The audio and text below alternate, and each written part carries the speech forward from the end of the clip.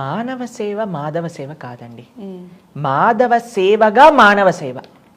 ఇది ఎవరు శాస్త్రంలో చెప్పిన విషయం కాదు. మాధవ సేవ మానవ సేవ అని.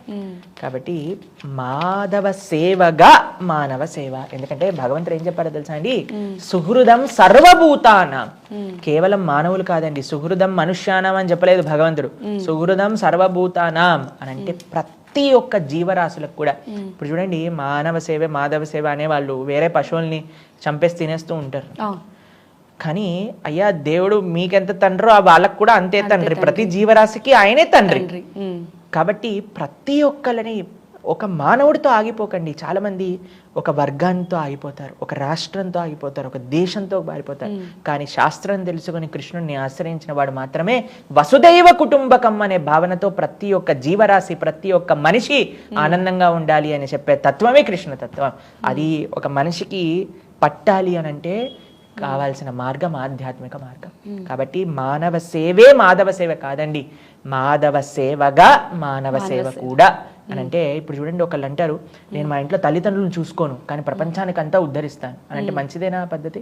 లేదు. తల్లిదండ్రులతో పాటు ప్రపంచాన్ని చూసుకోవాలి. కాబట్టి భగవంతుడి ఆరాధనతో ప్రపంచానికి కూడా మనం సేవ చేయాలన్నమాట. అంతేగాని భగవంతుని వదిలేస్తా ప్రపంచాన్ని పట్టుకుంటా ఇలా అనకూడదు అనమాట. భగవంతుడి యొక్క ఆరాధన దానిస్తాను, ప్రపంచ సేవ దానికి ఇస్తాను, భగవత్ సేవగా సమాజ సేవ. ఇది మన ఆచార్యులు గురువులు అందరూ కూడా మనకి నేర్పించిన విషయాలు అనమాట. గురుజీ, చాలా మంది ఇప్పుడు ఉన్న జనరేషన్లో ఆ గుడికి వెళ్ళిన కాసేపు, ప్రవచనాలు విన్న కాసేపు బాగానే ఉండరు. వన్స్ ఆ టెంపుల్ నుంచి, ఆ ప్రవచనాల నుంచి బయటకు వచ్చిన తర్వాత పక్కన మనిషి ఎదుగుతున్నాడు అంటే ఈర్ష, కుళ్ళు, ఇవన్నీ వాడిని, ఒక మనిషి పైకి ఎదుగుతున్నాడు అంటే వాళ్ళని ఎలా కిందకి లాగాలి అనే మనస్తత్వంతోనే చాలామంది ఉన్నారు ఈ జనరేషన్లో.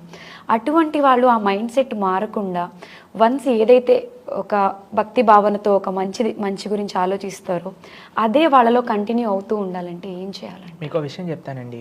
మనకి మన మనస్సు మారినంత వరకు ఏ పూజ చేసినా, ఏ నోము చేసినా, ఏ వ్రతం చేసినా, ఏ మాల వేసుకున్నా దానివల్ల వచ్చే ప్రయోజనం లేదు. ఇవన్నీ ఏం చేస్తాయంటే మెల్లమెల్లగా మన భక్తి సుకృతిని పెంచుతాయి. అది కరెక్టే, నేను ఒప్పుకుంటాను. కానీ నిజమైన ఆధ్యాత్మికం అంటే గుడికి వెళ్ళటం కాదండి. నిజమైన ఆధ్యాత్మికం అంటే మన జీవితాన్ని మార్చుకోవటం, మన మనసుని మార్చుకోవటం, మంచి గుణాలను పెంపొందించుకోవటం. అసూయ, ద్వేషం, ఈర్ష ఇవన్నీ ఉండకూడదు. అహంకారము ఇవి ఉండకూడదు.